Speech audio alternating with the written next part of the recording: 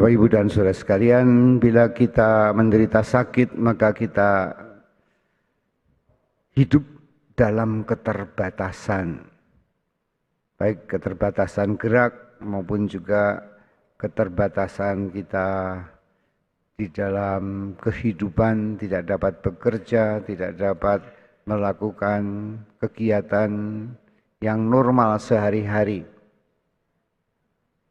Keterbatasan ini juga dialami oleh orang-orang kusta. Dia tidak boleh bergaul dengan orang-orang biasa, diasingkan. Karena orang takut akan penyakit itu menular kepada yang lain. Bahkan penderitaan orang-orang kusta itu semakin diperberat. Dia harus berpakaian compang-camping, tidak boleh juga berpakaian biasa.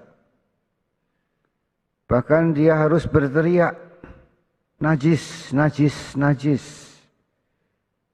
Sehingga penderitaan orang-orang yang sakit kusta itu semakin menderita, terasing dari lingkungan, bahkan tertolak. Sehingga kalau dia disembuhkan oleh Yesus, maka dia harus mendapat persetujuan diterima kembali di dalam masyarakat oleh para imam yang kala itu dipercaya sebagai seorang tokoh yang dapat menentukan orang diasingkan atau diterima. Bapak, Ibu, dan saudara sekalian, inilah gambaran orang-orang yang sakit. Dapat kita bayangkan bukan hanya tubuhnya yang sakit, tapi juga perasaannya sakit. Dia terasing, dia merasa kesepian, dia merasa terbuang, bahkan dia merasa bahwa dirinya najis. Namun Tuhan Yesus mengulurkan tangan kepada orang itu. Ini suatu yang lain, luar biasa. Di mana orang menolaknya, Tuhan Yesus mengulurkan tangannya dan mengatakan, saya mau mentahirkan kamu. Tuhan mau. Bapak, Ibu, dan saudara sekalian yang dikasihi Tuhan, Paulus memberikan surat gembala kepada kita semua pada hari orang sakit sedunia ini. Judulnya adalah jangan membiarkan mereka sendirian. Tuhan juga tidak membiarkan mereka sendirian. Kata-kata ini dikutip dari ayat ketika Tuhan menciptakan dunia. Bahwa hidup kita ini bukan hidup yang sendirian, yang terasing, tertolak, dan kesepian, sehingga kita merasa putus asa. Di manakah Tuhan? Di manakah orang-orang yang biasanya dekat dengan saya? Di manakah orang yang solider dengan orang-orang yang menderita? Kata solider ini juga digarisbawahi oleh Bapak Uskup dalam surat gembalanya. Ketika kita sakit, ketika saya menderita, saudara menderita, siapakah sesama kita? Siapakah yang mau menjadi sesama bagi orang sakit? Siapa yang mau menjadi sesama bagi orang-orang yang menderita? Siapakah yang mengulurkan tangan? Siapakah yang membuka hati terhadap orang-orang sakit? Maka rumah sakit itu disebut hospital. Ya, hospital itu rumah yang penuh hospitalitas. Hospitalitas berarti mau menerima manusia yang menderita keadaan apapun. Maka kita diajak, marilah kita menyembuhkan orang-orang sakit, orang-orang kusta di sekitar kita. Marilah kita peduli kepada mereka. Bahwa orang yang sakit bukan hanya sakit badannya. Tapi saya pernah mengalami ketika 7 tahun umur saya kejatuhan kelapa dan saya kolaps 1 tahun. Tidak bisa gerak. Hanya di tempat tidur dan tidak dirawat di rumah sakit. Tetapi dirawat di rumah saja. Seluruh kepala saya itu hitam. Karena darah kering yang mewarnai kulit, ya, darah mati. Sehingga dalam keadaan sendirian ketika ayah ibu bekerja, kakak-kakak semua sekolah, kita seringkali ditinggal sendirian. Itulah perasaan yang paling menyakitkan. Ya. Ketika dalam keadaan tidak berdaya kita itu kesepian. Kita membutuhkan orang lain yang ada di sekitar kita. Kita membutuhkan kasih, kepedulian, kekuatan, energi dari orang yang dekat dengan kita, yang mengasihi kita. Dan alangkah bahagianya kalau dalam keadaan seperti itu ada orang yang datang dan mendoakan. Mendoakan penuh dengan harapan. Ya. Doa yang penuh pengharapan itu membawa suatu energi yang luar biasa. Semoga lekas sembuh, semoga Tuhan memberkati, semoga segala harapan bisa bekerja lagi, bisa sekolah lagi. Suatu kekuatan yang datang dari kasih yang penuh dengan pengharapan. Namun juga kadang-kadang ada orang yang datang mendoakan tetapi dalam keadaan jiwa yang putus asa. Ya, orang tanya ini sakit apa, kena apa, kapan sembuhnya, obatnya apa. Dia malah mewawancarai kita dengan berbagai macam keinginan tahu. Walaupun setelah tahu dia tidak tahu mau membuat apa. Ya. Itu menyakitkan. Ya.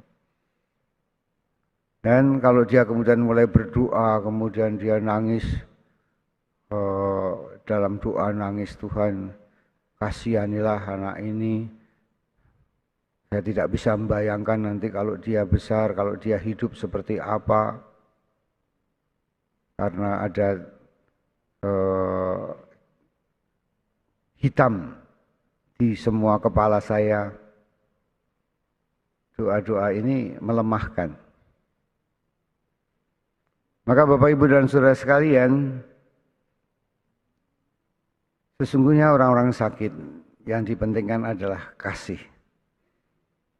Kasih yang penuh dengan harapan, kasih yang penuh dengan kepedulian, kasih yang menguatkan.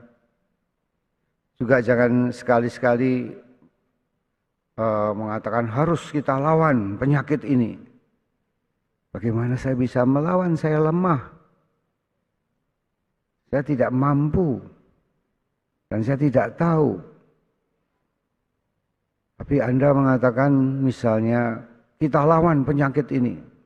Kamu harus yakin kalau kamu bisa sembuh.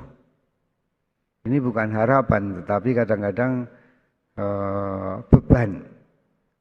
Beban bagi orang sakit. Bapak Ibu dan Saudara sekalian yang terkasih, alangkah bahagianya ketika kita sakit. Ada hospitalitas, ada kasih yang penuh dengan keramahan, kasih yang memberi kita kehangatan, kasih yang memberi kita harapan, kasih yang menerima. Ya, banyak orang yang sakit itu tidak bisa menerima penyakitnya. Ya, kita menolak penyakit itu.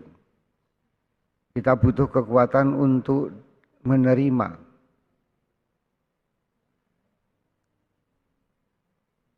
Dan karena kita menerima di dalam nama Tuhan, maka ada harapan di dalam nama Tuhan juga. Sehingga kita tidak lagi menderita. Ya, menderita karena rasa tertolak. Banyak orang yang sesungguhnya menderita karena merasa tertolak. Merasa bahwa dia tidak mampu tapi harus melawan penyakit. Maka kuatkan dulu orang-orang yang seperti itu. Ya, dengan doa, dengan kasih, dengan kuasa Roh Kudus. Maka kita akan dikuatkan. Misalnya saya belajar juga dari anak-anak yang autis. Anak-anak autis itu akan kadang-kadang disebut tantrum. Tantrum itu dia ngamuk. Kenapa dia ngamuk? Karena dia tidak merasa dimengerti, tidak merasa dirinya diterima, bahasanya tidak dimengerti sehingga dia ngamuk. Ya. Maka kesulitan dalam melayani anak-anak autis adalah mengerti bahasanya. Anak ini maksudnya apa? Dan kalau dia merasa dimengerti apa yang diinginkannya, apa yang diharapkannya, maka dia menjadi tenang. Kita pun kalau sakit seringkali dinasihati, begitu banyak orang menasihati kita ketika sakit. Kamu harus makan ini, harus minum ini, harus ini. Semua menasihati kita. Dan kadang-kadang kita menolak. Kamu nggak tahu sih apa yang saya rasakan. Ya, kita kadang-kadang menolak seperti itu. Saya ini sakit. Ya. Dan nasihat-nasihat yang begitu banyak itu justru menjadi beban bagi kita. Hati-hati, kadang-kadang kita membebani orang dengan nasihat-nasihat yang mungkin maksudnya baik. Tapi semua nasihat belum tentu cocok. Atau tambah lagi ada orang yang menakut-nakuti. Jangan-jangan ini kamu disantet. Jangan-jangan ini ada kuasa kegelapan yang lain. Padahal dia sendiri hanya tebak-tebakan aja. Ini suatu yang menurut saya tidak menyembuhkan. Ya. Kalaupun kita tahu karena mendapat karunia untuk melihat, ya, jangan sembarangan ngomong. Kalau kamu sendiri tidak bisa menyelesaikan. Banyak orang datang pada saya, Romo, saya sakit. Kata orang pintar itu saya kena ini, kena itu. Nah, katanya pintar, kenapa kok tidak menyelesaikan masalahnya? Saya yang harus disuruh menyelesaikan masalah orang pintar itu. Ya, ini beban lagi. Padahal setelah kita cek, belum tentu itu benar. Ya, ternyata nggak ada setannya ada di kepala orang pintar itu. Nah, ini korban. Nah, marilah kita percaya pada Yesus yang mengulurkan tangan. Yesus yang mau dan mampu untuk menyembuhkan. Maka datanglah kepada Yesus. Dan kita pun diharapkan oleh Paulus bahwa Paulus mengikuti Yesus. Maka dia menganjurkan kita pun harus mengikuti Yesus. Yang berarti harus melakukan apa yang dikehendaki oleh Yesus. Berdoa di dalam nama Tuhan Yesus dan kuasa Roh Kudus. Untuk menguduskan orang dari dosa. Begitu banyak penyakit yang berasal dari dosa. Ya. Baik dosa orang itu atau dosa orang lain. Kalau kita dipukul orang lain, kita sakit. Karena dosa orang itu yang berbuat kekerasan terhadap kita. Kalau terjadi KDRT dalam rumah tangga, yang menyakiti itu adalah yang melakukan, yang berdosa itu yang melakukan. Tapi orang lain menderita. Kalau ada orang yang menghina kita, mungkin memarahi kita, yang bersalah itu adalah yang mengeluarkan kata-kata yang menyakitkan. Maka banyak orang yang sakit juga karena dosa orang lain. Bukan hanya karena dosanya sendiri. Bisa juga karena dosanya sendiri. Karena lalai kemudian dia jatuh dalam dosa. Ya, dosa yang mengikat dia. Entah itu kenikmatan yang seringkali misalnya kenikmatan narkoba yang susah untuk dilepaskan. Nah itu akhirnya merusak kehidupan kita. Maka obatnya kalau dosa adalah pengampunan. Minta ampun dan mengampuni, pertobatan. Ketika Daud jatuh dalam dosa karena dia membunuh Urias dan mengambil istrinya Betsabe dan kemudian ditegur oleh Nathan, nabi. Maka kalau seorang pemimpin berdosa, rakyatnya pun menerima akibatnya. Kalau pemimpin itu korup, maka kemudian rakyat yang harus menanggung penderitaan menjadi miskin. Maka ketika Daud bertobat, dia mengajak juga semua orang bertobat ya, agar dibebaskan dari dosa. Nah, kita pun harus sadar akan hal itu. Semakin kita punya tanggung jawab besar, kalau kita bersalah semakin membawa juga, menularkan juga kesalahan akibat dari dosa-dosa itu. Jadi kalau orang sakit karena dosa orang lain atau dosa pribadi, marilah kita bertobat. Kita menerima Roh Kudus, kita menerima pengampunan dan kita mengampuni. Saya melihat dalam pelayanan saya terhadap orang-orang sakit, begitu banyak orang yang sakit, terutama adalah sakit batinnya, jiwanya. Karena khawatir kemudian mulailah terganggu pencernaannya, sakit mah. Karena sedih maka kemudian orang menderita asma. Yang terganggu adalah paru-parunya.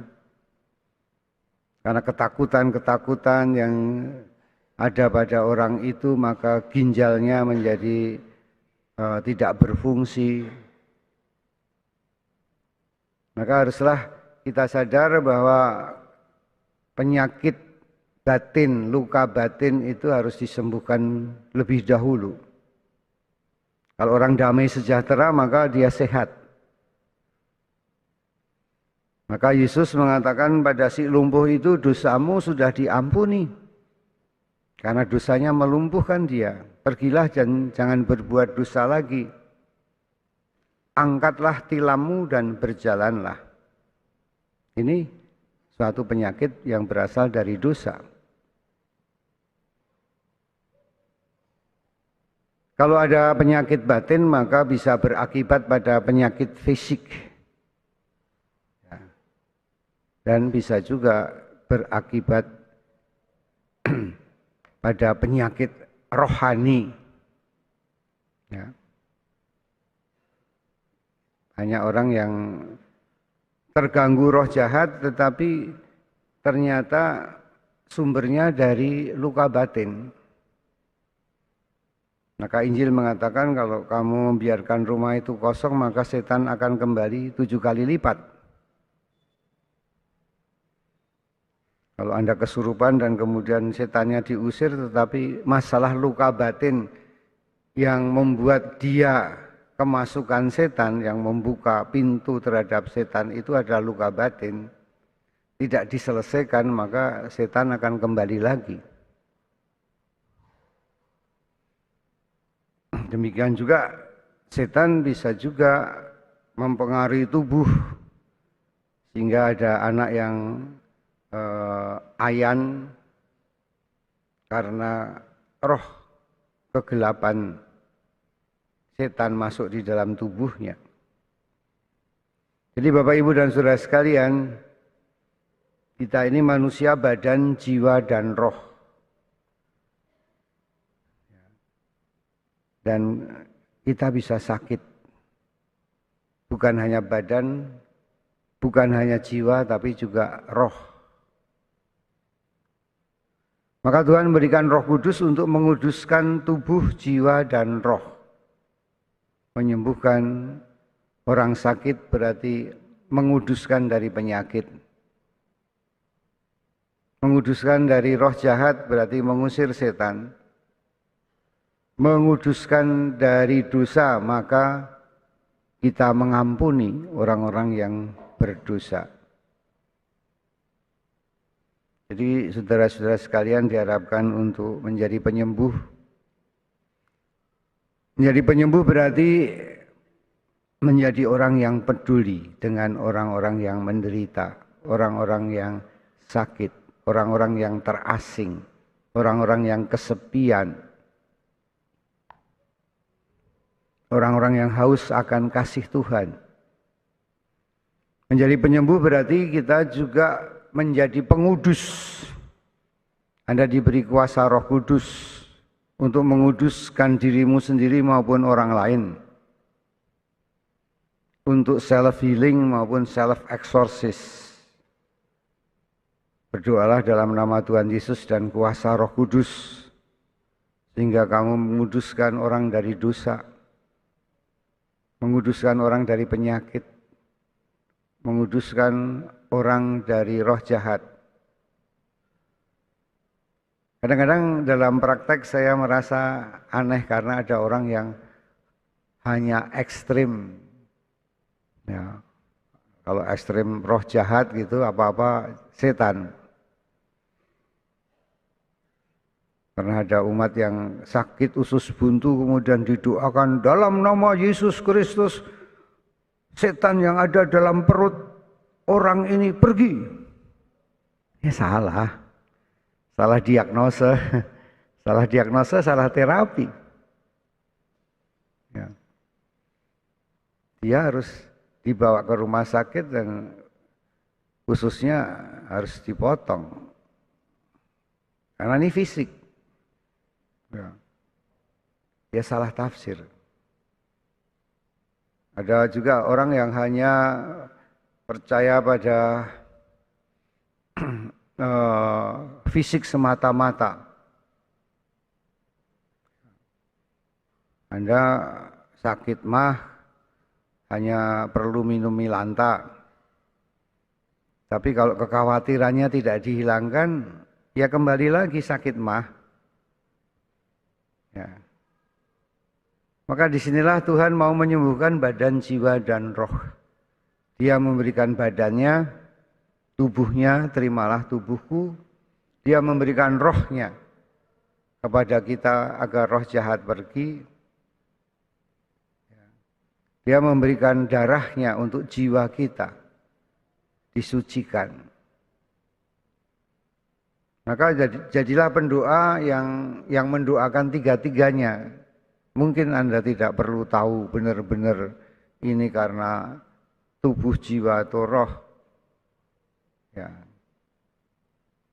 Tapi doakanlah tubuhnya, doakanlah jiwanya, doakanlah rohnya. Kuduskanlah badannya, kuduskanlah jiwanya, kuduskanlah rohnya dari roh jahat. Maka Tuhan Yesus itu 3 in 1, ya, dengan kuasa Roh Kudus Dia memerintahkan kita, pergilah, usirlah setan-setan dalam namaku. Entah ada setan, entah tidak, usir saja. Ya. Tumpangkanlah tanganmu atas orang sakit, maka dia akan sembuh.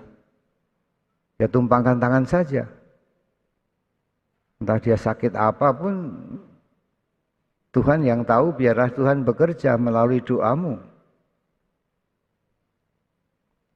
Dia memberikan darah pengampunannya supaya kita berdamai dengan musuh-musuh. Maka kita menguduskan pula orang itu dari beban-beban dosanya. Bapak, Ibu, dan saudara sekalian, kita dipanggil bukan hanya untuk disembuhkan, tapi saudara semua dipanggil untuk menyembuhkan. Ya, dipanggil untuk menyembuhkan. Dengan apa yang ada pada kita, karunia yang ada pada kita. Tapi seruan Paus Fransiskus menjadi sangat penting. Jangan biarkan mereka sendirian. Suatu yang sangat mengharukan adalah ketika orang-orang kena COVID. Bayangkan dia sendirian, tidak boleh dijenguk, tidak boleh didoakan. Ya, dan semua seolah-olah menolak dia dengan isolasi. Sehingga seolah dia seperti orang kusta. Ya. Dan dia ada dalam kesendirian. Itu sangat menyakitkan.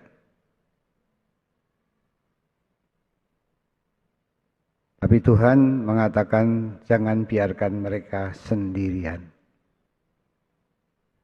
Sehingga kehadiranmu menjadi penting bagi orang-orang sakit. Kehadiranmu yang membawa cinta. Kehadiranmu yang membawa pengharapan untuk hidup. Apalagi kehadiranmu menjadi kehadiran Yesus yang memberi mujizat. Yang mengerjakan mujizat kembali.